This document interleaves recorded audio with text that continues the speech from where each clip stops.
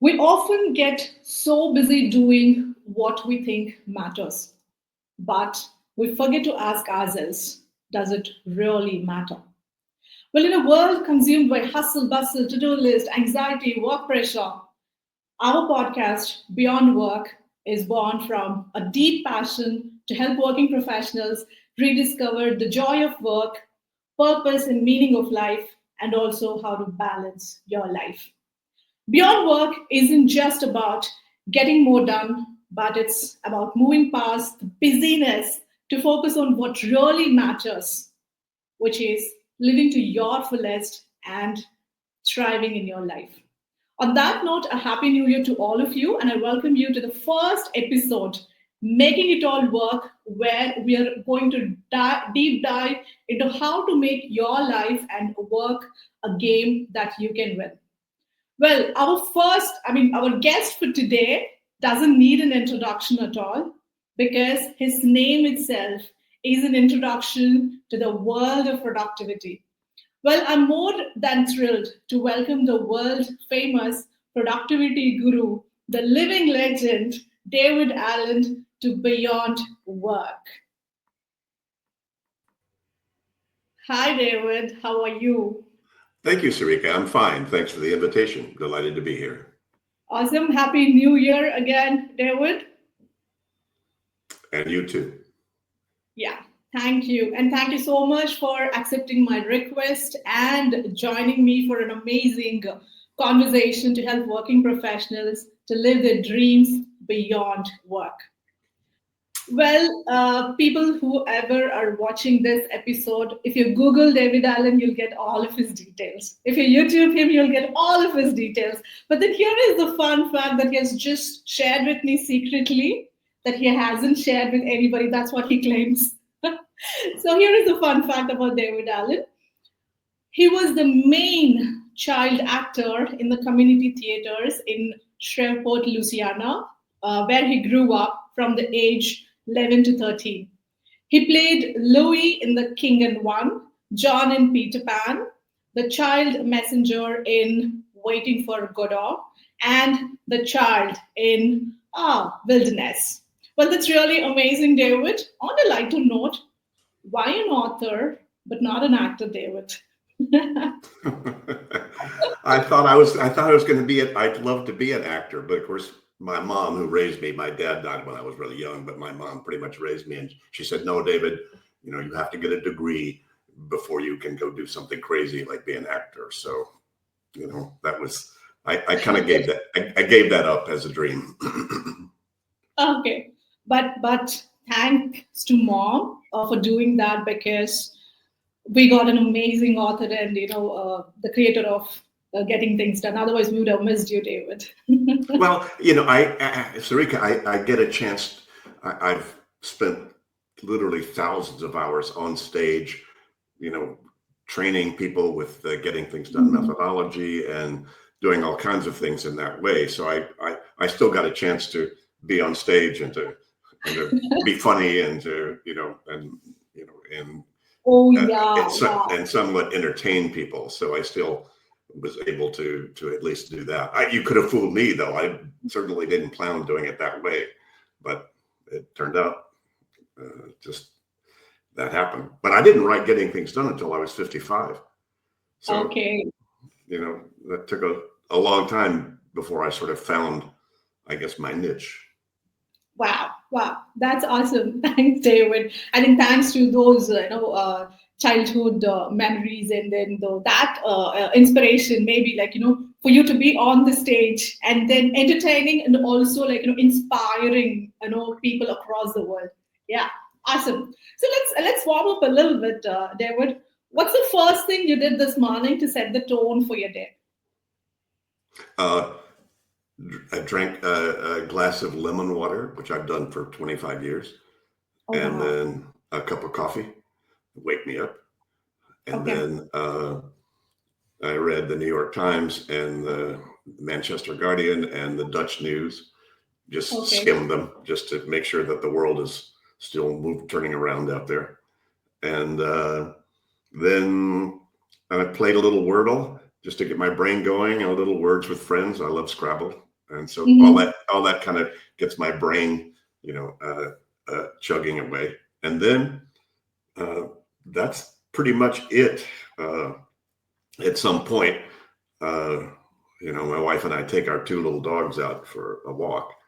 Uh, but otherwise, I plan as little as I can get by with. Actually, I just do what I feel like doing, and you know, that's a lot of what I teach. Okay, awesome. So lemon water in the morning, coffee, and brain exercises, and I think that's what keeps you alive, like for the whole day, isn't it, David? Well, it's a good start. I mean, I just turned 79, so my brain, I guess, can use. I think it can Oh use yeah, yeah, still that kind of exercise. So, you know, I think that's healthy. yeah. Thank you for sharing that. People, for whoever is watching, it's time to make notes. Okay, capture is one of the main ingredient from getting things done framework. Yeah, for sure. Yeah, your head's a crappy office, and most people are still trying to manage their life in their head, and your head did not evolve to do that very well.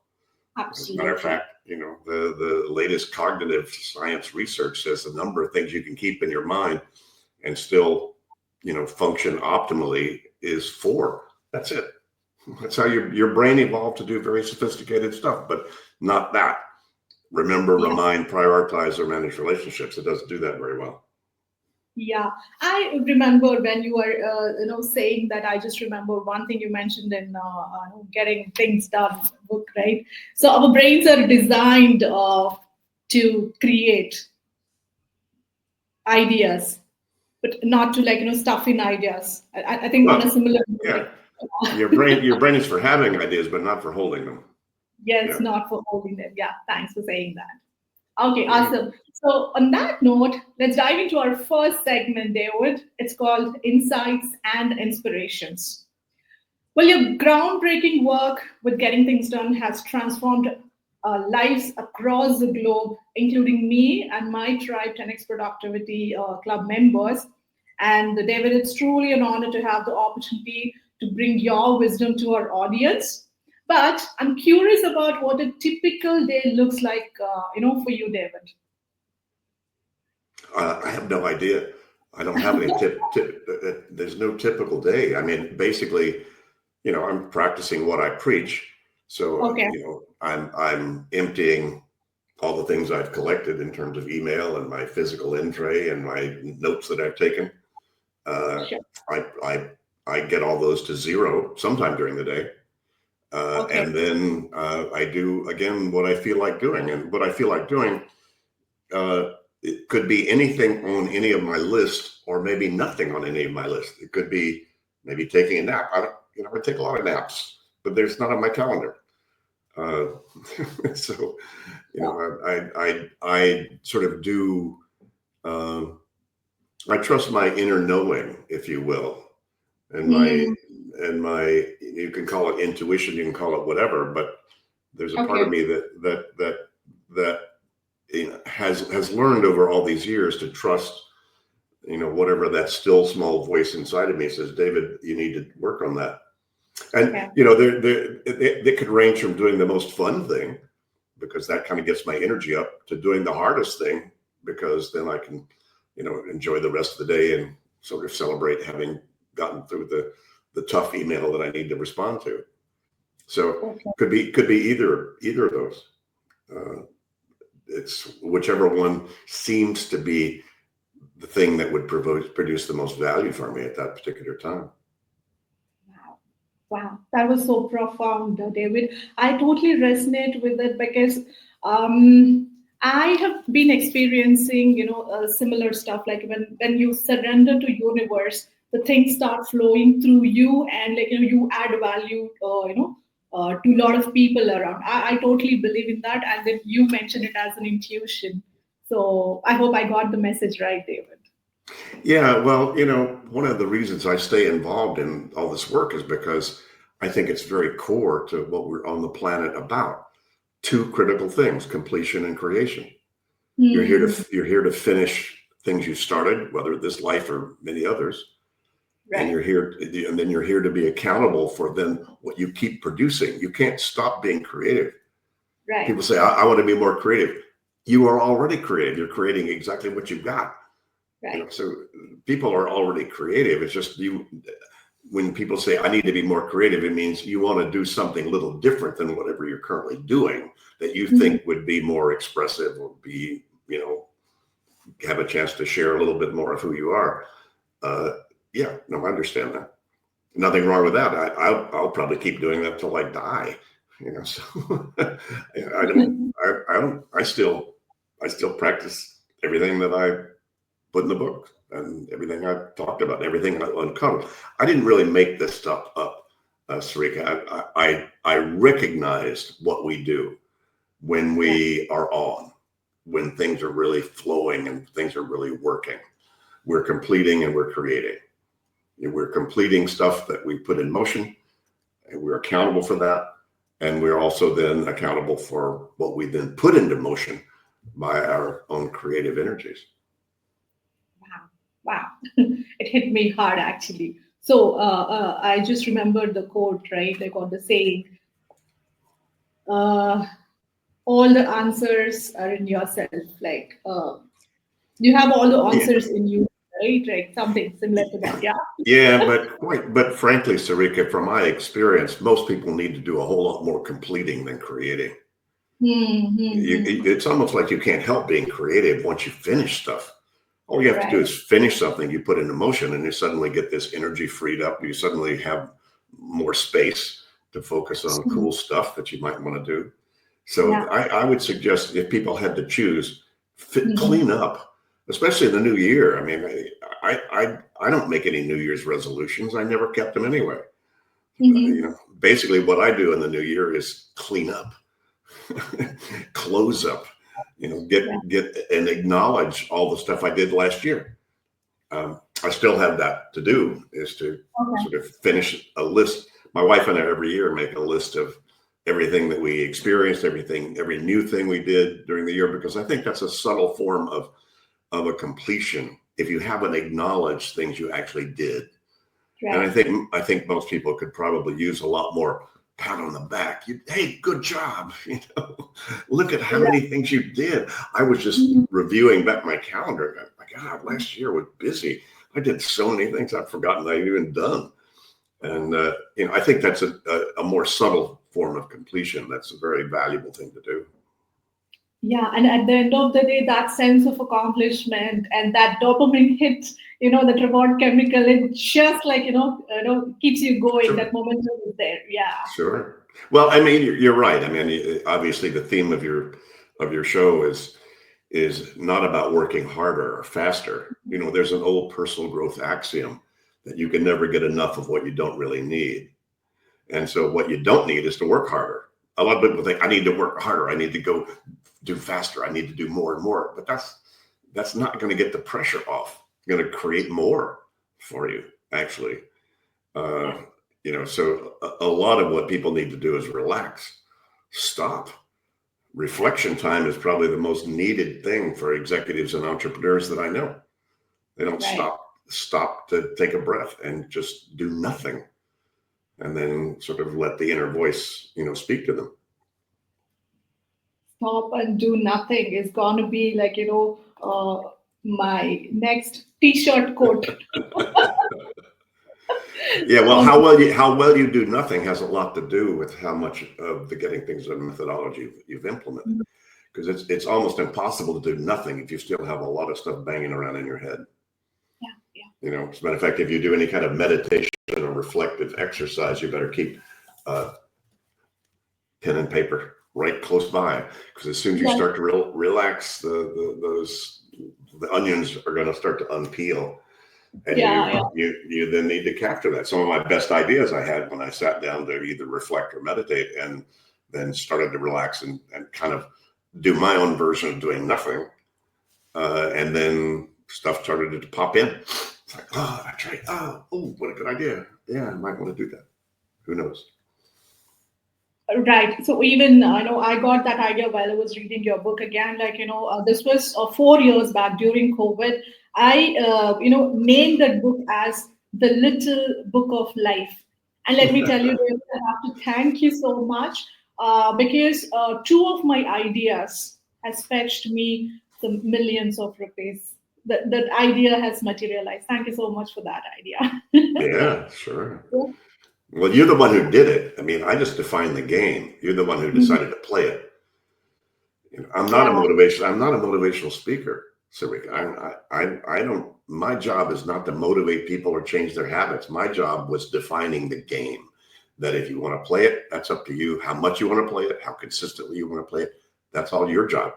So true. congratulations to you that you implemented it. I mean, you're the one who did it. Yay. Thank you so much. And I keep telling to my people, right, like my tribe, motivation is highly overrated. It's just the action, right? As you rightly mentioned, you play it. It's all about the actions that you take. It's not about the motivation. Yeah, for sure. Yeah, awesome. So, extending the question, how do you personally implement the GTD framework in your life, David? Well, it's pretty simple. You know, I have a physical in basket here. Mhm. There's two things in it right now that I need to do something with today, probably. I have a capture tool on my desk, always there. Sure. I walk around with a capture tool that I've had for 40 years, which is that. And there's two notes on that, by the way. So Okay. those get torn off and thrown into my in tray, and I'll deal with those today as well. Do something Okay. about those. And Mhm. then I just keep a bunch of lists of all the stuff I can't finish when I think of it. A lot of things I just finish, it's the 2 minute rule. Anything that I need to do that only takes 2 minutes to do, it takes longer to organize it than to do it. Right. So, I've taught that for years, and people say, "Oh, gee, David, if all I did was 2 minute stuff, I'd spend my whole day doing 2 minute things." I go, "I don't have any 2 minute things. They're all done. Why would you still have them if you're going to do them at all? You Yeah. know, why not do them right then? And when you have the opportunity, I've had many executives tell me that was worth every single piece of money they ever paid me, was just the 2 minute rule. Teflon, bam, bam, in and out. Don't let it stick around. So that's how I manage lists, and I just use a list manager. There are hundreds out there. I just we migrated to Office 365, Microsoft tools, and so I just use the to-dos in Office 365. They just have, because you can name your lists. So I have an errands list. I have a list of things to talk to my wife about. I have a list of things to do on my computer. I have a list of things I'm waiting on to come back from somebody else. Uh, have a someday maybe list. Pretty simple. I don't. It's not like really complex. And of course, in my life at age 79 now, my life is not quite nearly as complex or busy as it was when I was 40 or 50. But that's okay. I still have some big stuff. I still have a lot of things that I could be doing, if I'm not talking to you. So I just know what those are, and I know where all those reminders are parked, so that I don't have to go very far to see all the stuff I'm not doing. Because as you know, one of my sayings is, you can only feel good about what you're not doing when you know what you're not doing. And very few people have a clue how many things they're not doing. They've still got all that banging around in their head, wake up at 3 o'clock in the morning. Oh my God, did I handle that? Crazy. I know. So, you're at 79 and you still say, like, I have a lot more things to do, and I'm 40, and like, I'm like, okay, oh my God, I'm taking this inspiration. And then people, whoever is watching, like, they have to take inspiration from this. If David at 79 is saying this with a lot of energy at this time, and what's stopping you guys? I don't know. Well, what the old saying is, if you love what you're doing, you never work another day in your life. So, and I probably couldn't stop doing, as long as I can, I couldn't stop talking to people about what I came up with, because God, I've been, the powers above have somehow graced me in my life with uncovering stuff that when I share with people, if they implement any of it at all, it improves their condition. It improves their work and their life. I go, God, how cool is that? So I couldn't stop if I tried, because people ask, and like you ask, I go, why not? I couldn't not share it. That'd be like, holding some private jewels that, no. Anyway, so yeah. So again, to your point, if you find, you can call it passion. I think passion's highly overrated too. Mm-hmm. But if you find something that is motivating to you to involve yourself in, that engages you, in life and work in some way, that's a great blessing. Count your blessings if you have something like that. If you don't, then relax and then let it show up when it does. Yeah, stop, do nothing, and then let your creative energy flow. So yeah, that's what I want to resonate. Why not? Yay. Good Yeah. advice. So, David, what was that defining moment that inspired the creation of Getting Things Done? Hmm. I don't think there was any one particular moment. Uh, Mm-hmm. you know, I had a lot of different jobs. I dropped out of graduate school. I thought I was going to be a historian. I thought I was going to be teaching history, but then I got inspired about sort of personal growth and discovering myself. So meditation, martial arts, spiritual practices, and so forth became my primary focus. But they weren't paying people to do that, so I had to had to go do work to pay the rent. And so I helped a lot of friends who had their own businesses. I helped them with their businesses. I said, well, maybe I can show up and help them do what they're doing. I've always been very, well, I call it lazy. Other people call it efficient. I hate wasting time or energy. So I just go in and see what my friends were doing. And I'd say, well, how much easier could we do this? Now they call that process improvement, duh. Well, yeah, I just call it how much earlier can we leave today? And then I'd help improve their process, and then I get bored and find another job. Then I discovered they call those people something and they pay them consultant. Oh my God, who'd have thought? Where I grew up in Shreveport, Louisiana, the consultant was not anything anybody ever thought of doing. If you had any kind of intelligence, you either taught school or you were an attorney or a physician or something, but there weren't a whole lot of options in terms of things that I thought I might do in my life. But then I discovered, hey, gee, I wonder if I could just do like I love doing, walking into different environments with different people and seeing how much I could help them and see if they'd be willing to pay me to do that. It's like, wow. So that was 1982. So was that 43 years ago, something like that. I don't know how long ago that was. And I haven't stopped doing it since.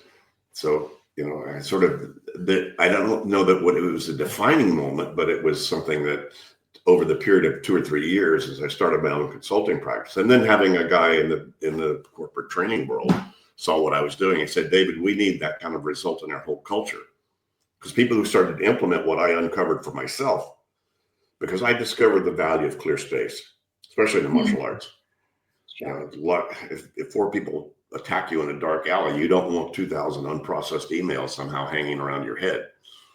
You need to be clear and clear and clear and be able to refocus fast. So I like that idea, and I've been attracted to sort of the Zen idea since I was in high school. I read Suzuki and Alan Watts, and all of that. So I was always attracted to kind of the Zen aesthetic. And that's why I got involved in the martial arts, because I thought I wasn't interested in the fighting aspect. I was interested in the Zen aspect of it. But it turned out I enjoyed hitting a bag. That was fun. And so anyway, because I discovered the clarity of that, as my life got more complex as a consultant, I started discovering techniques for myself that allowed me to stay more focused, more clear, so that I could stay busy and not be overwhelmed by it. And then I shared those techniques with my clients, and it turned out if they implemented them, they produced the same result as they did for me: more clarity, more focus, more control, more space to focus on cool stuff. So then a guy in the corporate training world saw what I was doing and said, David, we need that whole result in our whole culture. Can you design a seminar around what you've come up with? I said, I don't know. I'll see. And it turned out it was probably the most successful seminar that they did. This was Lockheed, 1983, 84. They did a pilot program with 1,000 executives and managers, and it was the most popular training that they offered. I mean, who knew? Could have fooled Wow. me. It was not my strategic plan to be in the corporate training world, but then the next 10 or 15, 20 years, I spent training hundreds of thousands of people, mostly in the US, companies. And my consulting turned more into what you'd now call coaching, where mid to senior level people would either take a seminar or heard about my stuff and say, David, can you come in and sit next to me desk side?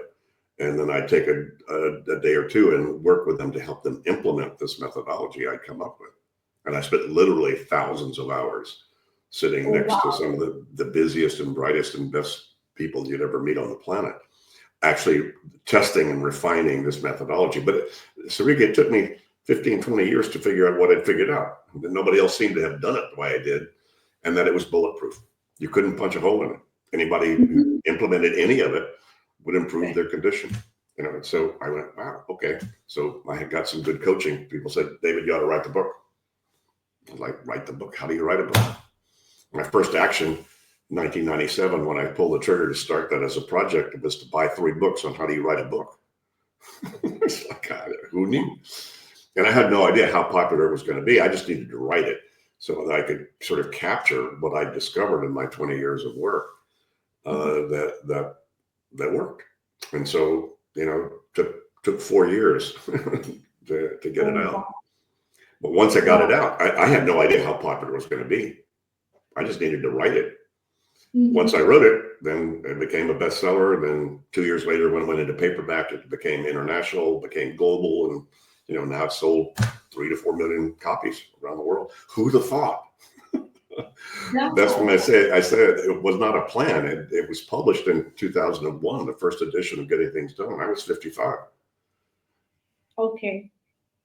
That's a stupendous achievement, David. See, a couple of things what I could, connect with you is I always say like, I'm a lazy person. I always, look for things where I can like, do it in less time with less efforts. I could totally resonate with you on that thought, but then I always say like, I'm a lazy productive coach. When things can be done faster, smarter, better, why not do that?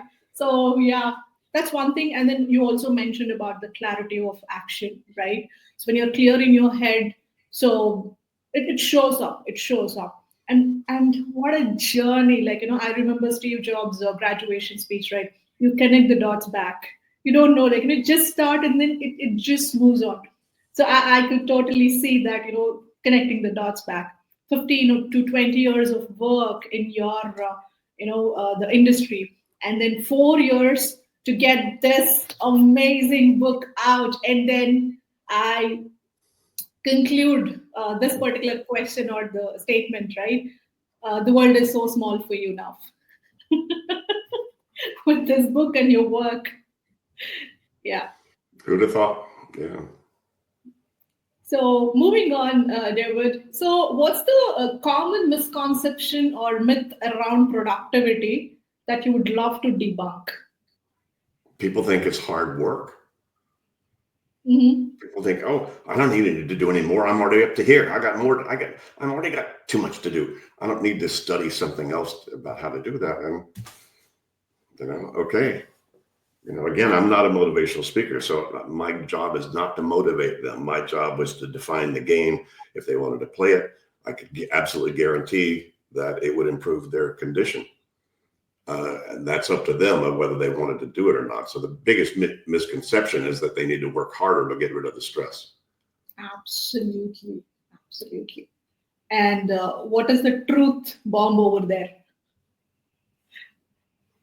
The I'm sorry, what is the What is the truth bomb around this myth? Like people have to work, harder to get rid of the stress. But then, what is the truth bomb that you want to drop to all our listeners? oh, stop, relax, listen, pay attention, pay attention to your intuition.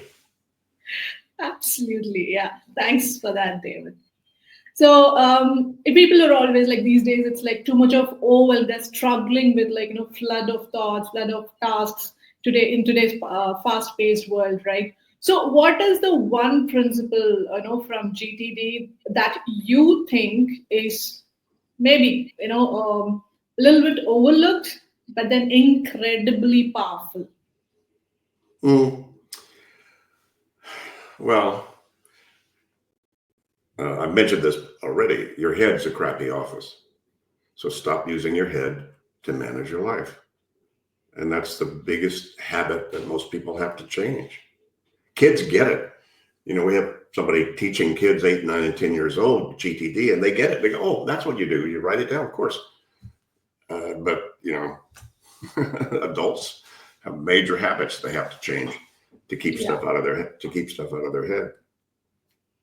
And don't shoot the messenger, guys. I just discovered that, and the cognitive scientists in the last 10 years have now validated what I discovered 40 years ago, which is your head's just a crappy office, and get it all out. So that's why the GTD process has capture as the first step. You gotta write it down, guys. Whatever's got your attention. You don't have to go far. Yeah. Just look at if you've been listening or watching me and Sarika, just watching this, where's your head gone while you've been watching this? It had nothing to do with what we were saying. That's where you go first. It's like, what's got your attention? Right. Little things, big things. And most people think, well, that's a little thing, so I don't need to write that down. No, it's the little things as well as the big things, everything you need to write down, because if you don't write it down, it's going to take up more cognitive real estate than it needs to. As soon as you have a thought twice, that's absolutely inefficient waste of time and drain of inner energy, unless you like the thought. But if you need cat food pops into your head more than once, you're inappropriately engaged with your cat. Yeah. It's like, come on, guys. Why are you having a thought twice? So little or big. And sometimes those little thoughts have gems inside of them. Right. There's gold sometimes in those little thoughts. It's like, oh, God, that was a really good idea. I might want to add that as a chapter to my book, or that might be something I don't know. Who knows? The stuff comes from the muse is kind of fickle. She comes in and can go out very quick. That's why I have capture tools around me all the time, because who knows? I throw away 80% of it. It's like, too much wine, David. That was a crazy idea. Come on, you're not going to do anything with that.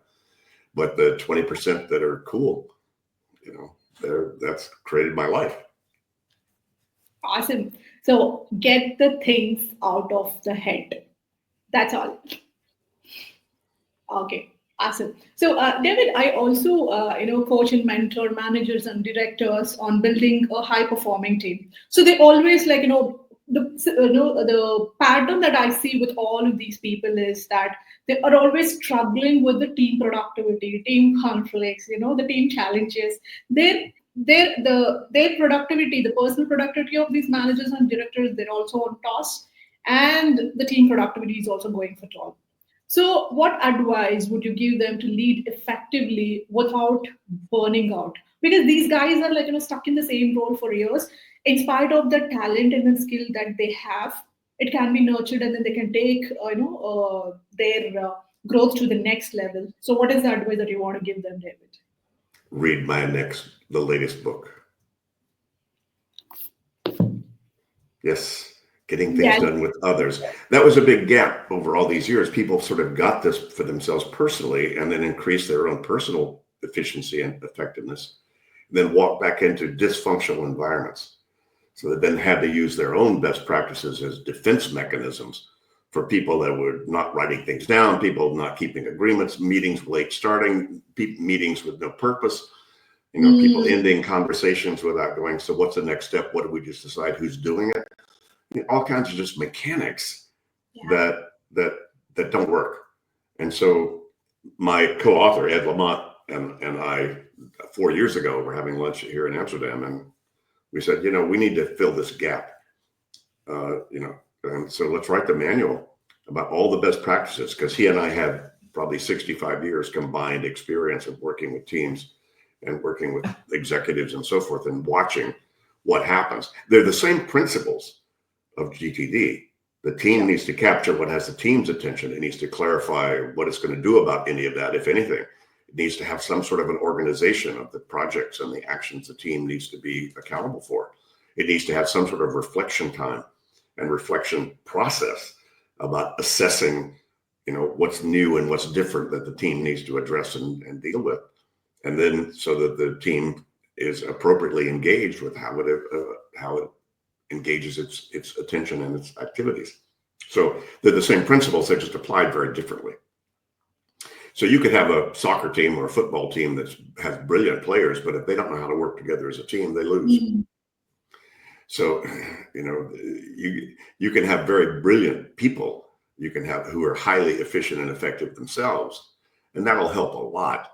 But if you don't have good team mechanics about how the team actually works together and what they Right. need to do and how they need to manage and how you lead that, then it's not going to work.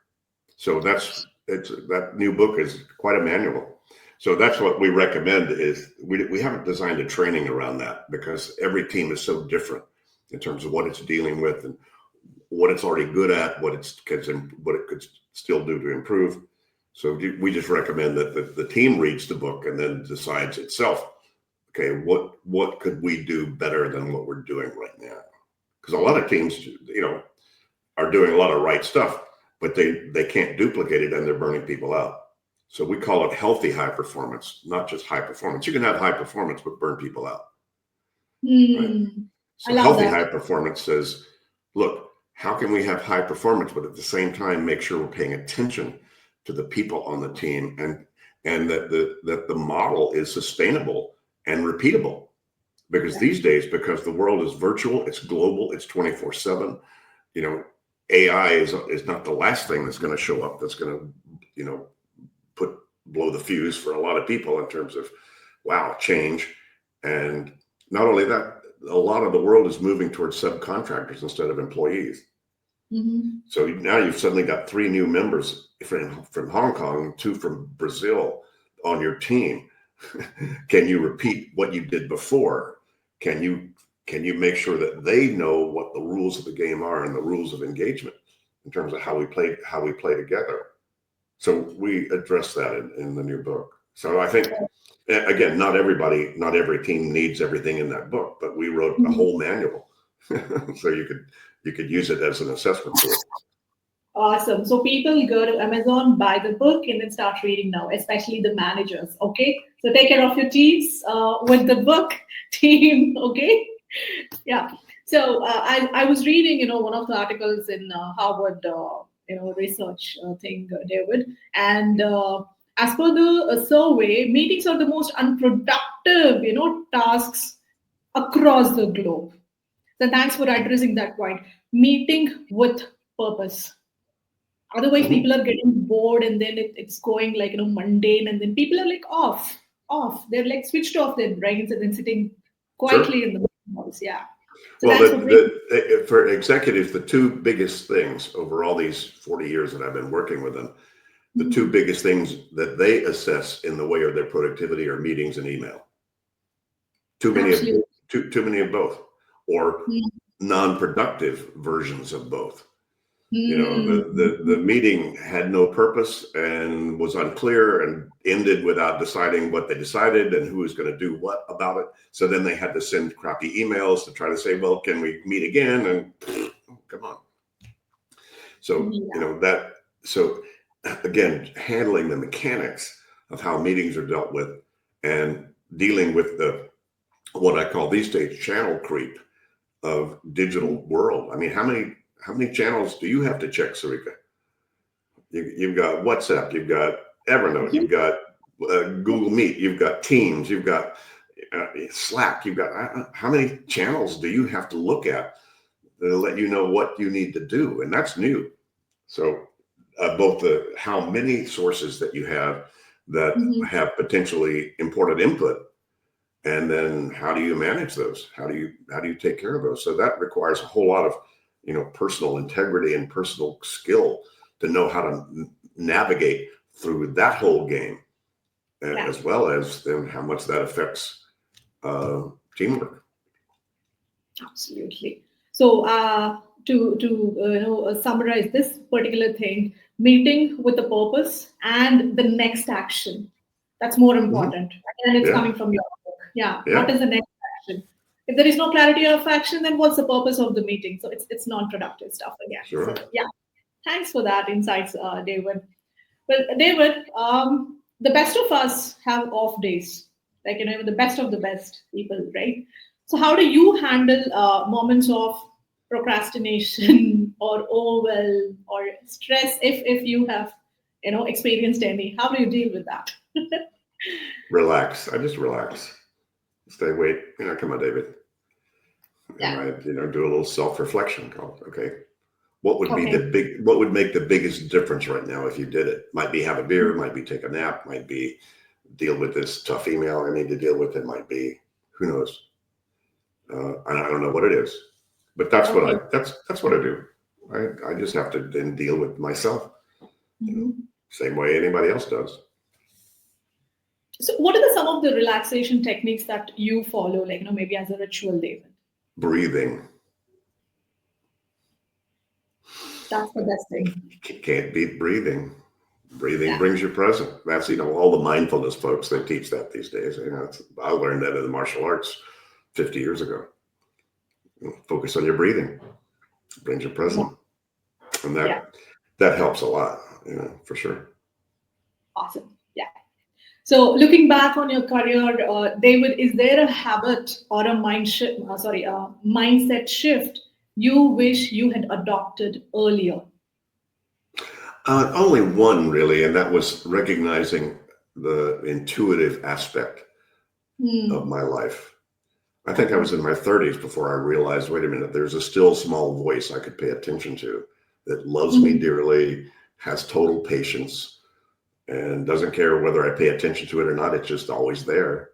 If I Mhm. want, if I want to pay attention to it, but it took me, I was in my 30s before I recognized uh, that. And it would have been that might have been useful had I learned it before I did. Okay. So, ladies and gentlemen, patience is the key. All right. Okay. So, David, what is your take on having a daily ritual or a routine? Like, do you follow any? If yes, how has it helped you in shaping your habits or identity as such? Not really. I've mentioned them already in terms of my what I Mhm. do in the morning, my morning Yeah. rituals. Okay. Yeah. Okay. So nothing else All right. So, what are your hobbies? other than cleaning up. When Mhm. in doubt, clean up. Clean a drawer. Clean your in basket. Clean your desktop off your computer. Yeah. Jeez, just clean Sure. up. Can't. That's the best tip anybody could ever do. Yeah. So, what are your hobbies or interests? Like, we're talking a little bit beyond the work now. Hmm. I love the flute. I love painting and drawing. Haven't given much time to those in the last 2 or 3 years, but they're around. My flute's over there. My paints are over there. Mhm. I can do that. My dogs are wonderful. We love them, and so uh, you know, walking with them, eating and drinking great food and wine with my wife, and we love that. So and I'm sort of learning how to cook things other than the simple guy stuff, you know. So my wife keeps telling me that, David, you should learn to cook risotto. It's so uh, slowly. Yeah. So hobbies and interest, it actually, activates our creativity and then right brain stuff. So Sure. yeah, thanks for sharing that, David. And one last question in the first segment: how do you balance personal and professional life? I don't make any distinction between the two. Okay, There's just that's what's a true. next. There's Okay, just what's next. Why okay, it's all work. You said making it all work. That's why my second book was called Making It All Work, because it's all work, and let's make it work. See, work has, in English anyway, has kind of double meanings. People say, "Oh, work." I say, "Yeah, but yeah, things work." Ah, yeah, that works. So if you make it all work, work being anything you want to get done is not done yet, then that's just defining kind of what your life is, and then you make all that work.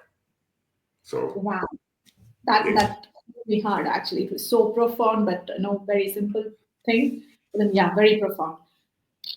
So we are winding up the first segment, insights and inspiration. David, I would love to quote: "Work gives you meaning and purpose, but balance lets you enjoy the meaning."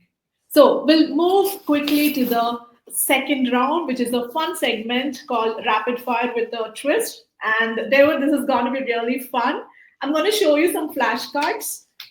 So you just have to tell me what does it mean for you in like maybe one or two words. Are you Okay. ready, David?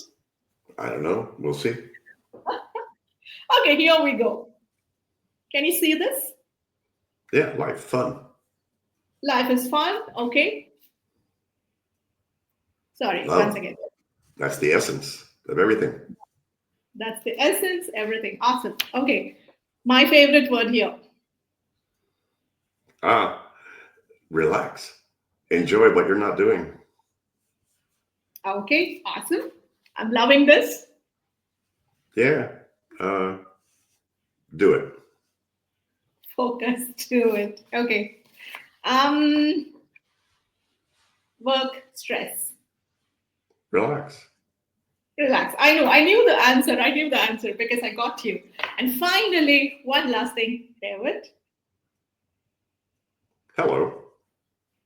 Sorry. Hello. Love it, love it, love it.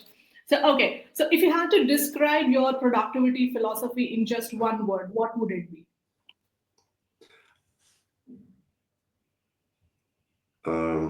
Relax. I'm getting you. I'm getting you. So, what's the most unexpected place you've ever had a breakthrough idea? I don't know. Okay. For me, it's always the cold showers or like, walking into the nature actually. So, do you have something like that, David, like getting things done? Yeah. Okay. No. Which means that you're very well connected with yourself. That's what I could sense, David. It could happen anywhere. It has happened everywhere. So Yeah. Yeah. Thank you. If you could choose a superpower related to productivity, what would it be? intuitive awareness. Intuitive awareness. Powerful. Thank you. And with that, we come to the end of the fun segment, rapid fire with a twist, and then finally one last thing, the final segment of our episode. And I just can't believe it is ending so soon. But what is your message to our audience? Please share your impactful or advice or mantra for our listeners. And most importantly, what does beyond work mean for you, David? Stop using your head to manage your life and trust your intuitive intelligence and your heart. Awesome. Thank you so much I mean, I really enjoyed today's conversations. Did you enjoy, flowing with your, answers and then having this conversation there? Did you enjoy today? Oh, it was all great. Thank you. Thank you so much. And ladies and gentlemen, David Allen has this newsletter on the website. We have given all the details. It's scrolling right below, and then we will also provide all the links. So go grab your team book if you haven't read. Getting things done. It's time that you read that. Okay. Otherwise, you're missing on a lot of life, I would say. Okay. So thank you so much again, David, for accepting and see you sometime soon. Thank you so much. And Goodbye, this Sarika. Thank you. Yeah, thank you. Bye. So, ladies and gentlemen, that was David Allen, the creator of Getting Things Done. I hope you had a lot of key takeaways and then insights and inspirations. Just take action, and then, as David rightly mentioned, play. He has created the game. You just need to play it and then rise up to the next levels. So, just want to, this is a quick announcement. So, we also have this Power of Program for managers where we help you build high performing teams within 8 weeks of time. If you have any team conflicts or team challenges, team productivity issues, or which is hampering your own personal productivity, and you're stuck in your role for years and you aspire to get into the next role. So sign up for this Power Up program. We are giving a 50% discount on all the programs. So reach out to me. The link is right below. Or you can reach out to me on email connect@sarikarangani.com. So, see you on the next month episode on Beyond Work with another great guest on our episode. Take care, and I would love to leave you on one particular thought. Please ponder on this. If you're not living the life of your dreams, then which life are you leading right now? If you're not living the life of your dreams, then which life are you leading right now?